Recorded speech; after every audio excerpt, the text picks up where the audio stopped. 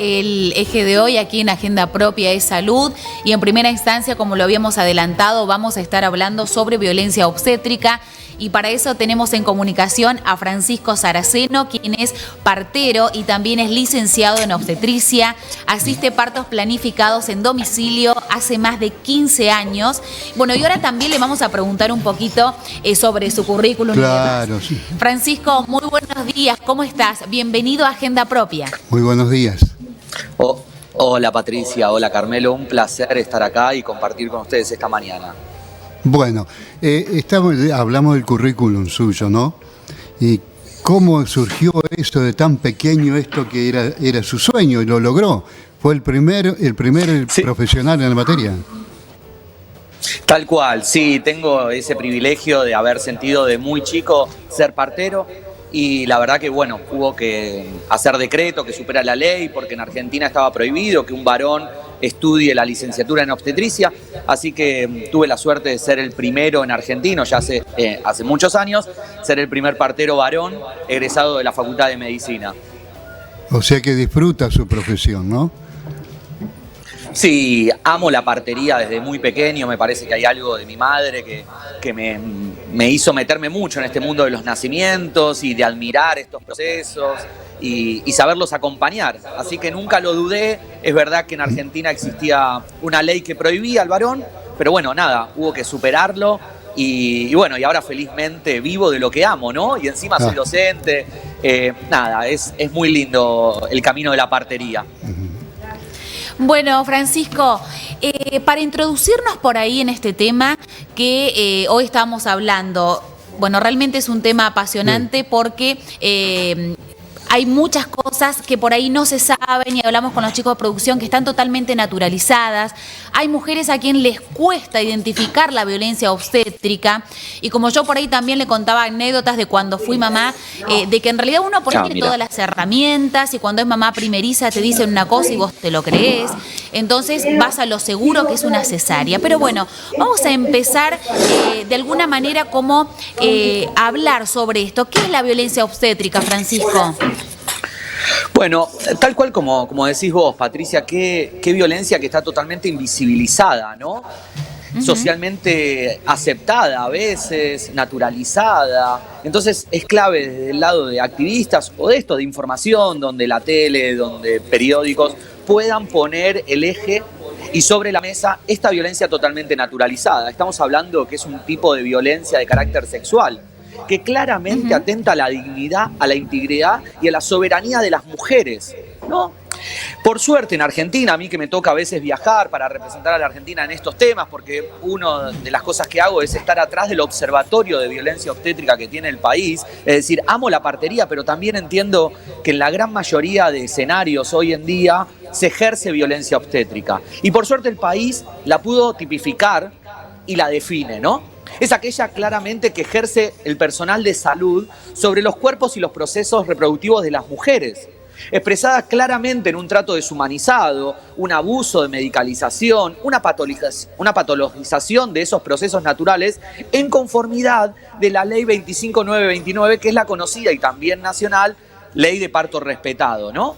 Entonces, como decís vos, por ahí el ejemplo, por ahí uno de los más típicos, es la cantidad de cesáreas innecesarias y no elegidas por esas mujeres y personas con capacidad de gestar que se están dando en el sistema de salud hoy en día, ¿no?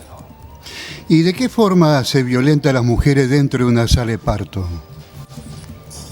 Y ya mira, Carmelo, empezando desde que la información, como esta frase de la información es poder, bueno, se sesga mucho desde el seguimiento del embarazo esa información. Medio que el seguimiento del embarazo queda como un lugar de control y de adoctrinamiento de esas mujeres, donde no se construye en un paradigma de un parto respetado, donde la mujer, esa familia y esa persona con capacidad de gestar sea garante de esos derechos, ¿no? Pueda ejercer su soberanía como persona. Entonces siempre hay una comodidad y un beneficio de los profesionales de salud y en eso nos tenemos que hacer cargo. Por eso uno de los grandes cambios tendría que ser los lugares de formación, empezar a tener autocrítica en cómo ejercemos la partería. Digo, hoy en día, otro de los ejemplos por ahí más naturalizados, digo, bajarlo a ejemplos concretos para que la gente que esté del otro lado lo entienda. Las mujeres, la gran mayoría, paren acostadas por una comodidad nuestra. No por una comodidad de las mujeres y no por un beneficio fisiológico de esos bebés y bebas por nacer, ¿no? Sabemos que la gravedad, la verticalidad ayuda en esos momentos y hoy en día las mujeres se acuestan, ni hablemos las que terminan atadas. Digo, yo tuve la suerte de escribir un libro, también sobre todo lo que tiene que ver con violencia obstétrica, y la tapa del libro es un Chris Teller. Es una maniobra que está prohibida y desaconsejada. Y seguramente si a la audiencia de su programa le preguntamos, la conocen tristemente. Que se le suban encima y la empujen desde arriba de la panza para que salga ese bebé. Esa maniobra está prohibida. Y tristemente se ve en muchos de los escenarios de los nacimientos hoy en día. ¿Por qué lo hacen los profesionales a esto?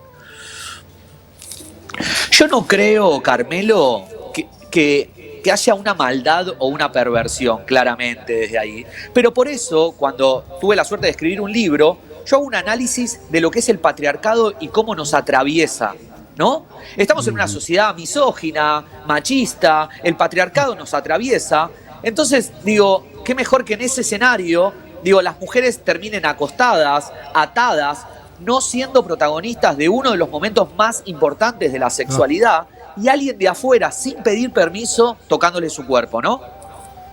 Entonces hay que hacer un análisis mucho más profundo en la sociedad para realmente cambiar. Es una violencia de género, una más sobre las mujeres, ¿no? Tal cual. Claro que sí, y todo esto comienza no solamente porque por ahí uno lo puede identificar como mujer en lo que es el trabajo de parto, lo posparto, por ahí puede identificar una clara violencia obstétrica. Pero también esto existe desde que uno hace las primeras consultas de su embarazo a algún obstetra, ¿no? Porque comienza con esta omisión de información y hoy tal cual, Patricia, fuera de cámara, que muchos te dicen, bueno, en realidad, mira, si lo vas a tener en verano, yo te recomiendo que te programes una cesárea porque yo no voy a estar. Y si yo no estoy, te va a atender cualquiera en el hospital. Y mirá que en el hospital te dejan ahí. Entonces empiezan a generar un miedo en la mujer que por cuestiones hormonales y las que somos primerizas, por ahí estamos como muy pendientes de eso y confiamos plenamente en los profesionales y las profesionales y te van redirigiendo esa decisión donde uno realmente pierde soberanía sobre su propio cuerpo. Tal cual, Patricia, es exactamente lo que vos estás diciendo. Tristemente eso se va construyendo y hay un acompañamiento en la actualidad desde el miedo, ¿no? Como decías vos en esas palabras. Y eso es lo que tenemos que cambiar dentro del paradigma. Tenemos una ley que es la 25929 que habla de parto respetado y tenemos que ser garantes de esos derechos, ¿no? No tenemos que vulnerarlos. Tenemos que abrir el abanico, generar mucha información y saber acompañar esas decisiones de esas familias que van tomando, ¿no? Hoy en día se ve, y uno de los puntos que había nombrado antes, es el abuso de medicalización en un proceso totalmente natural y fisiológico, ¿no? Entonces, ¿qué nos está pasando con también en esas salas de partos? Intervenir, apurar las contracciones, generar un poco más de dolor, ¿no? En vez de poder acompañar con los deseos y esas expectativas que tienen esas familias. Francisco, hace muchísimos años, esto los abuelos lo decían, hasta mis padres, había partos en los domicilios. Estaba la partera que no era profesional. Hoy, sé que usted está trabajando en esto, y realiza partos a domicilio. Hay mucha diferencia. Hoy lo realizan profesionales como usted. ¿Cómo se realiza esto? ¿Cómo se hace? Hay un seguimiento, digo, es claro, yo vengo de familia que nació en casa, como decís vos, Carmelo, esto siempre existió, ¿no? Sí. Digo, en la historia se ha nacido en casa. Es verdad que se fue profesionalizando la profesión nuestra, digo que es clave, aprender un montón de cuestiones para poder acompañar de la mejor manera, llevar insumos. Bueno, se va haciendo un mismo seguimiento, pero realmente desde otro paradigma, y se va viendo qué familia podría llegar a parir en casa. Siempre para un parto en casa estamos hablando de una mujer sana, de un embarazo sano, de un bebé o beba sana de término y de cabeza. Digo, hay un cierto protocolo mundialmente establecido dentro de lo que es un parto planificado en un domicilio o en un hogar. ¿Se entiende? Entonces, son profesionales que están acompañando esas decisiones y donde están formados y preparados y llevan todo lo que hay que llevar para un nacimiento. Claro, ¿no? la parte higiénica, lógico. Sí, es una opción que por suerte Argentina siempre la tuvo, también históricamente, acompañada por profesionales, y que es mundialmente reconocida. En Argentina es menos del 1% que lo practica las familias, pero bueno, existe y es real, y eso está buenísimo. Por ahí a Argentina todavía lo que le faltan son lo que son las imágenes de casas de nacimientos. Existe un parto institucionalizado en un hospital o en una clínica, pero todavía no existen casas de nacimientos, que esto mundialmente, sobre todo en parte de Europa, Canadá, Reino Unido, existe esa figura. Para quien no quiere parir en su casa, pero tampoco quiere parir en un hospital, existen casas de nacimiento. Y eso sería una gran alternativa, que Argentina siga luchando para recuperar esa imagen, porque es un paso previo y las mujeres hoy en la actualidad no estarían teniendo esa libertad de poder elegir eso. Claramente me gusta siempre aclarar que el parto en casa existe, pero no tiene que ver con evitar la violencia obstétrica, digo, ¿no? Volviendo a la violencia obstétrica, que me parece un tema clave y pilar, porque se pasa en la gran mayoría, 9 de cada 10 mujeres en Argentina lo pasan, digo, o tanto ellas o tanto el bebé o beba, digo, la violencia obstétrica también es atravesada por esos bebés y bebas que están naciendo. No tendría que ser una huida del sistema del parto en casa, sino el parto en casa tendría que elegirse por ideología, por sentirse segura y tranquila en el domicilio, mientras las condiciones se estén dando, ¿no? Pero no para evitar la violencia obstétrica. Las instituciones tienen que cambiar claramente y por ahí es nuestro lugar de activismo también. Francisco, bueno, en cuanto a esto vos decís, una mamá sana, con un embarazo que venga bien, a término, con el bebé de cabeza, puede llegar a planificar un parto en domicilio, pero ¿pueden surgir también complicaciones en ese parto? Y en el caso que surjan complicaciones, el equipo, porque creo que no sos vos solo, que tendrás un equipo de gente trabajando, ¿cómo actúa ante esto?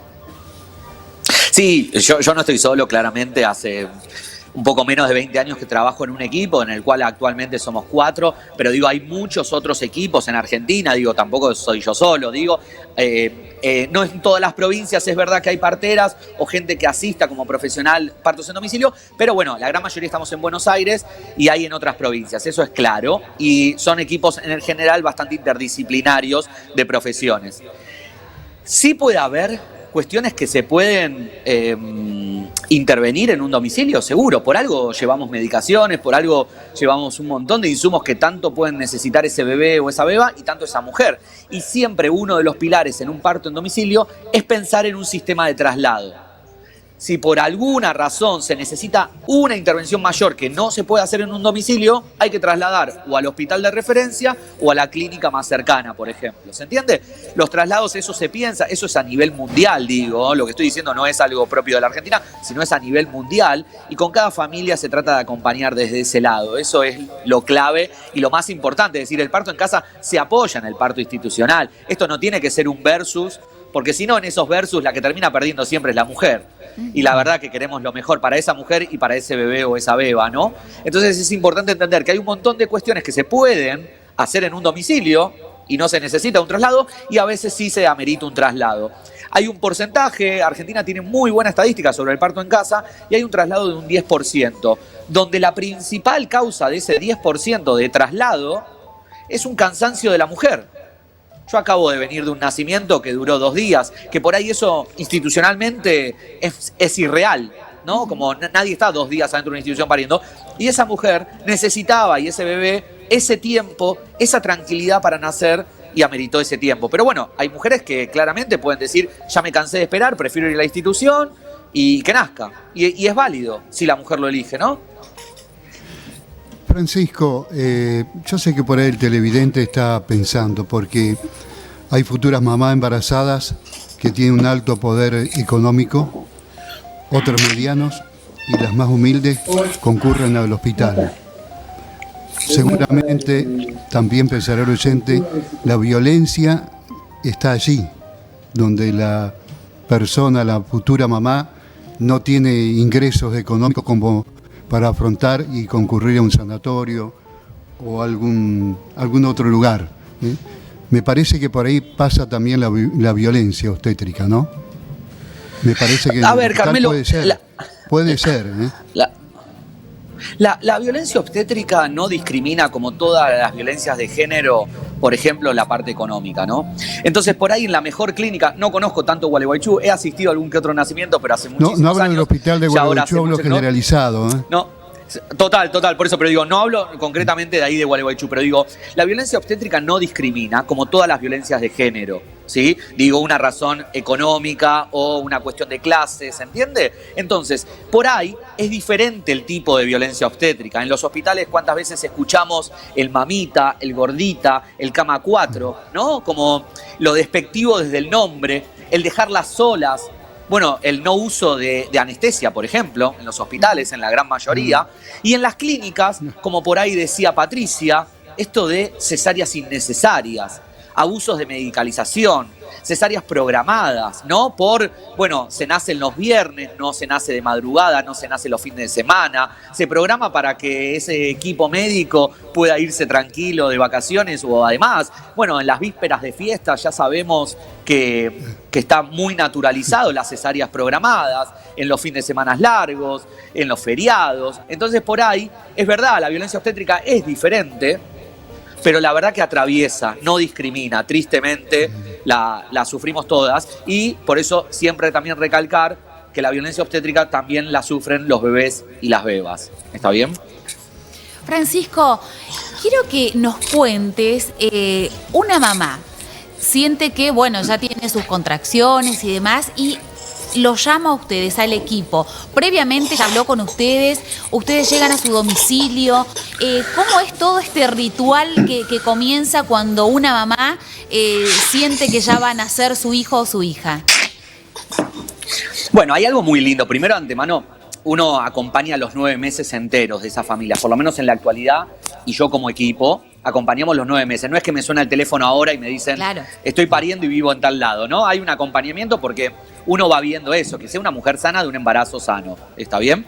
Eso es lo primero y principal. Pero es verdad que ese día tiene esa magia, ¿no? De volver a la esencia, de volver a la intimidad, de volver a lo sexual. De uno pudo escuchar durante 9 meses esos deseos de esa mujer y también de esa pareja, si existe, y de esa familia, a veces otros hijos, ¿no? Como nos parece como muy importante eso. Entonces, es muy de generar una burbuja lo más amorosamente posible para que esa familia, o ella con su amiga, o prima, o lo quien sea, digo, puedan entender que lo pueden hacer juntas. Y por ahí como profesionales, estar como encargados de mirar todo ese entorno y ver que todo fluya por el camino que tiene que fluir, ¿no? Y eso es lo más interesante. Entonces, volver a la esencia del hogar, donde son tus cosas, sos la protagonista, sos la dueña, es algo mágico, la verdad. Y ver, yo soy un afortunado de ver a mujeres en su máximo esplendor, me parece, de poder, de autonomía, ¿viste? De libertad. Es alucinante. Y yo estoy ahí para acompañar que vaya todo por el camino en el cual tiene que fluir un nacimiento, ¿no? Francisco, creo que brillante la charla.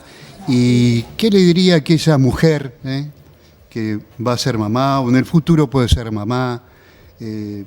Porque me parece que es un tema muy, no digo complicado, pero es un tema para seguir tratando, creo, en los medios y demás, porque hay gente que diría hoy, violencia obstétrica, nunca lo escuché, o casi nunca lo escuché. Total. Yo creo que... Tal cual, Carmelo. Cuando quieran hacemos más programas, no hay problema, para mí es un placer estar acá, les vuelvo a agradecer la invitación. Sí.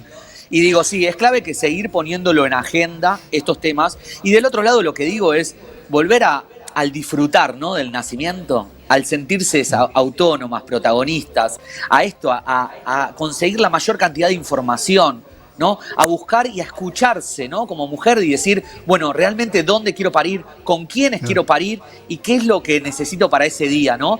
Y realmente que sean escuchadas. Y el sistema, digo, como parte del sistema de salud, los profesionales tenemos que estar a la altura de esas familias, ¿no? Encima la pandemia recrudeció claramente la violencia obstétrica. ¿Cuántas veces seguimos escuchando que las mujeres entran solas a las ecografías, ¿no? Y por ahí los bares de Gualeguaychú estarán llenos, ¿no? De personas, en la actualidad, digo, de Gualeguaychú como todo de Argentina, pero a veces a ciertos estudios las mujeres todavía están entrando solas. Y eso es recrudecer la violencia obstétrica. Claro que sí, Francisco, y aparte a muchas consultas, a muchas ecografías y sobre todo en los lugares donde se tiene por parto natural, por ejemplo, en las instituciones públicas generalmente no se permite tener un acompañante, quien sea, para esa mujer. Y ni hablar cuando el parto es a través de una cesárea. Obviamente es una intervención quirúrgica donde no se permite a nadie estar ahí. Bueno, estas son cuestiones que realmente están como muy naturalizadas por ahí. Y yo que pude hacer un curso preparto, que lo hice con una partera también, ella nos decía siempre, ustedes siéntanse superpoderosas porque teniendo un bebé dentro también lo van a poder dar a luz, lo van a poder sacar. No tengan ese miedo de que no van a poder con esa vida, porque sí van a poder todo. Su cuerpo de alguna manera va a ceder y ese bebé va a salir. Pero bueno, fue un montón de tiempo para realmente uno convencerse, porque por otro lado a uno lo llenan de miedo. Y está bueno, Francisco, esto de poder visibilizarlo, también tenerlo como instancia de información y poder capacitar también a las mamás y futuras mamás o cuerpos gestantes que puedan acceder a la información, porque la información es poder. Y es muy interesante las palabras que usó la partera que te acompañó, ¿no? Como yo digo mucho de devolvamos el poder que les robamos a esas mujeres y a esas familias, ¿no? Que lo robamos como sistema de salud. Entonces devolver y decir, vos podés, vos vas a poder, y acompañar desde ahí. Me parece que es clave el cambio de paradigma en la actualidad. Y no queremos más estos nacimientos llenos de violencia. Queremos un mundo diferente donde podamos nacer de otra manera, ¿no? Francisco, ha sido un placer y seguramente te vamos a volver a llamar, a molestar para estas charlas más que interesantes, ¿eh? Gracias, Francisco. Un placer. Te agradecemos muchísimo por tu tiempo, por tu predisposición y por tu apertura, por compartirnos también tus experiencias. Muchas gracias. Les felicito y hermoso programa, y estamos en contacto. Gracias. Gracias, Me de Francisco. unas ganas locas de tomar mate, me dio. Muy bien. Bueno, muy bien. Que tengas linda jornada, Francisco, con muchos nacimientos por delante. Igual, Muy igual, bien. igual. Chau, chau, chau. Chao.